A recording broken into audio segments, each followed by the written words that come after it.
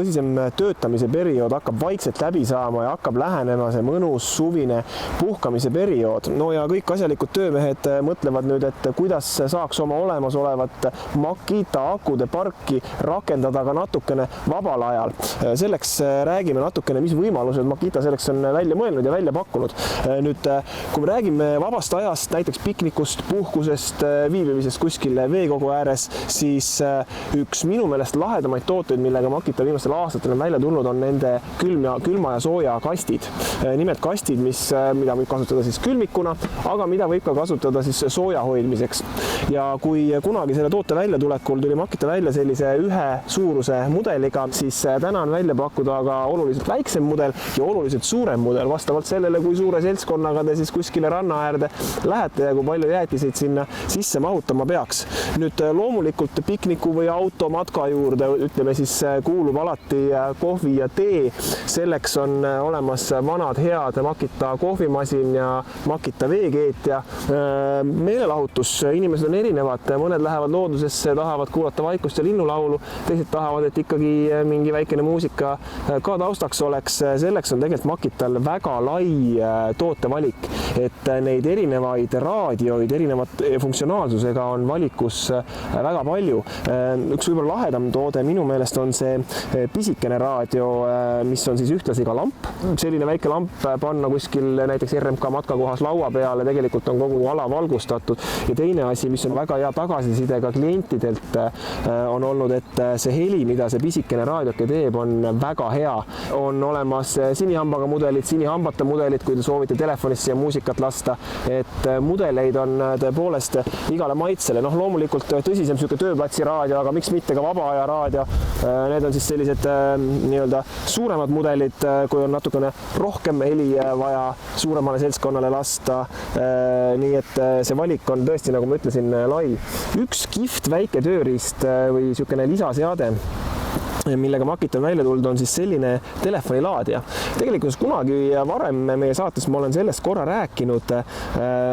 Laadija ei ole üldse uus asi, aga antud juhul on siis tehtud siia selline täiendus, et siin peal on ka lamp.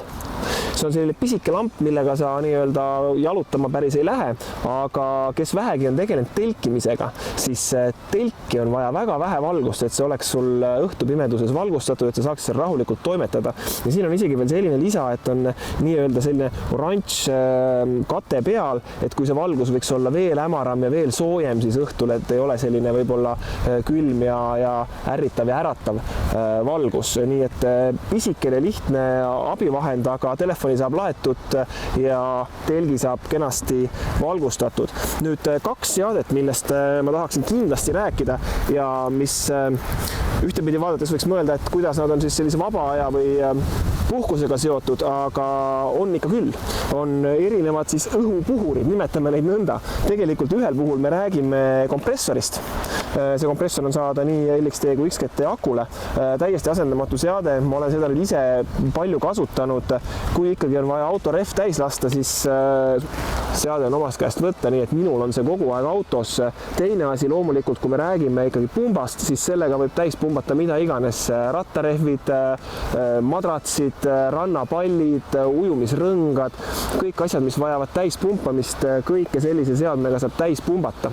Nüüd teine alternatiiv on sellele Makita võrdlemisi uus toode, mis on siis puhur, mis puhub niivõrd piisava võimsusega, et ta sisuliselt asendab tööplatsil suruõhku. Nüüd osaliselt nende funktsionaalsus kattub, sellepärast et rannapallid, madratsid, selle puhuri võimsus on piisav, et kõik need asjad saab tegelikult ka selle puhuriga täis puhuda. Samas autorattaid sellega täis ei pumpa, nii et natukene see funktsionaalsus erineb ja tuleb küll nende jaoks selgeks teha, et mida vaja ikkagi teha on ja mida sa rohkem teed. Uudisena on see, et kui esialgu see puhur tehti XGT akuseeriale, siis nüüd on ta olemas ka LXT akudele, ehk et siis kõik, kellel on suur LXT akude park, saavad samamoodi osa sellest, mina ütleks, asendamatust tööriistast, sest suruõhku igale poole vedada ei jõua. Ühe uudisena, mida mina ei teadnud, on see, et sellele puhurile käib siia tahapoole külge veel ka lisavoolik. ehk siis lisaks sellele, et sa saad sellega erinevaid asju täis puhuda, saad sa sellega ka erinevaid asju tühjaks tõmmata. Teinekord on näiteks vaja kiiresti madrats ära pakkida, siis see, et seal peal sõtkuda ja seda õhku sealt välja pressida, see on üsna tüütu tegevus. Ühendada tagurpidi see puhur tööle ja madratsi tõmbad sa täiesti lamedaks, täiesti tühjaks ja siis saab selle juba kergelt väikseks pakkida.